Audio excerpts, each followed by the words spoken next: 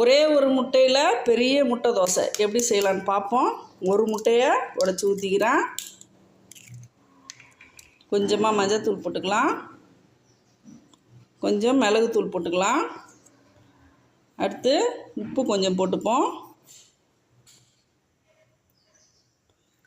நல்லா கலக்கி விட்டுடலாம். உப்பு எல்லாத்துலேயும் கலக்கிற மாதிரி. அடுத்து இதில் சாதாரண தண்ணி, குடிக்கிற தண்ணி, இதில் வந்து ஒரு 1/4 டம்ளர் அளவு தண்ணி அதை ஊற்றியாச்சு. நல்லா கலக்கி விட்டுட்டு இப்படி வச்சிடலாம். இப்போ தவா காயுது, தோசை ஊற்றிடலாம். நல்லா 2 கரண்டி மாவு ஊற்றிக்கோங்க. நல்லா எவ்வளோ பெருசாக தேய்க்க முடியுமோ தேய்ச்சி விட்டுருங்க.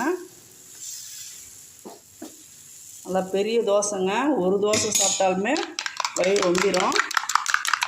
இப்போ அதை வந்து அப்படியே தண்ணி ஊற்றினா தோசை வராதுன்னு நினைக்காதீங்க, சூப்பராக வரும். இது வந்து ஹோட்டல் சீக்ரெட்டுங்க. ஹோட்டலில் வந்து ஒரு முட்டை ஊற்றிட்டு 2 முட்டை ஊற்றினான்னு சொல்லுவாங்க. அதை நான் கண்டுபிடிச்சிட்டேன். இன்றைக்கி உங்களுக்கு நான் வந்து செய்து காட்டுறேன். பாருங்கள், நல்லா வந்து ஸ்ப்ரெட் பண்ணி விட்ருங்க. ஹோட்டலில் நடக்கிற சீக்ரெட் இது.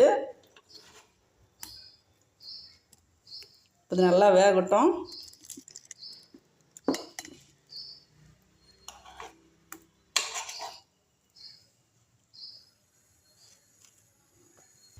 தவாவை இப்படி திருப்பி வச்சுக்கலாம்.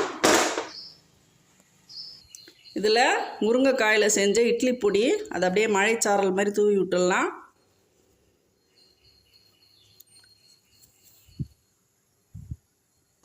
கொஞ்சமாக நெய் விட்டுக்கலாம்.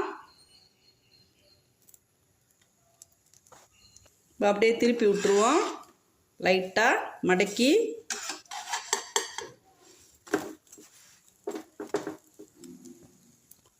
தோசை எடுத்துடலாம்.